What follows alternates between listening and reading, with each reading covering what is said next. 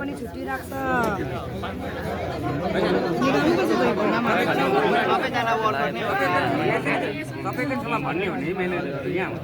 यही आउनु पर्यो यही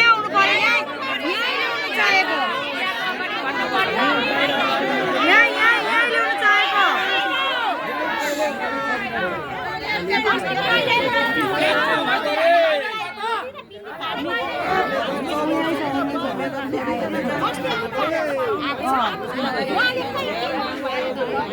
लास्टमा हामीलाई हाम्रै फेभरमा बोलेन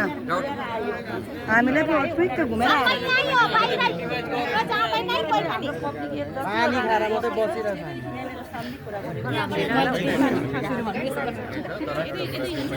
छैन बाटो छैन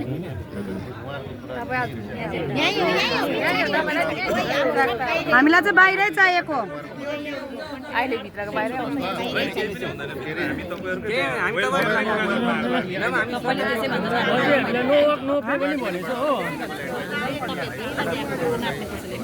सबले हाम्रै लागि आएको भन्छ तर लास्टमा हामी नै मर्छ सालसम्म अब तपाईँले अहिले रिपोर्टिङ गर्नुहुँदैछ सँगैमा 3टा कन्ट्र्याक्टरमा 2जनाको चाहिँ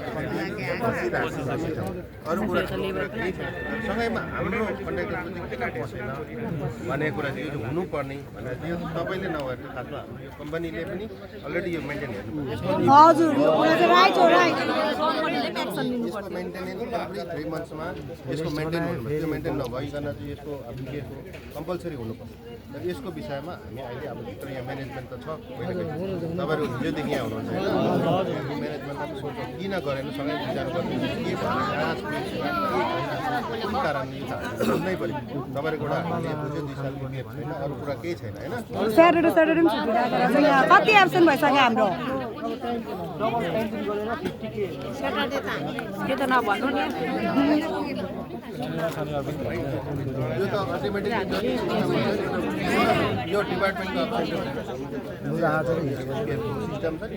त्यसको नर्म्समा त जुन त्यो त भर्नै पर्छ हजुर अन्त यसको चाहिँ हामीलाई चाहिँ एउटा हाम्रो हाजिरा चाहिन्छ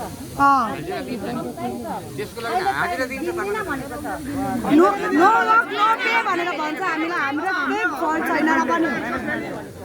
दिनुपर्छ हामी आएको नि गरम भएपछि म मिटिङमा यहाँ मिटिङ गरिरहेको तपाईँहरूले चाहिँ कतिवटा के के भएको छैन फोन लागेन त्यो नम्बरमा फोनै लाग्दैन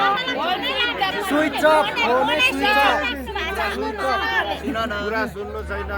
बेसी कराएर हुँदैन नि त कसको फोन लागेन कसले फोन गरेको छ त्यो मलाई डिटेल्स चाहियो कुन चाहिँ इन्सपेक्टरलाई फोन गरेको छ त्यो मलाई डिटेल्स चाहिन्छ है भएन गर्नेले मात्रै भन भन्दै थियो तर गर्नेले मात्रै भन तपाईँलाई भेटेर गएको तपाईँले कल गर्नुहोस् कि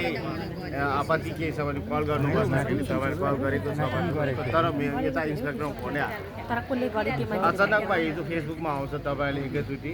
यसो भयो होइन त्यो पनि त हामीले जानेको हुँदैन नि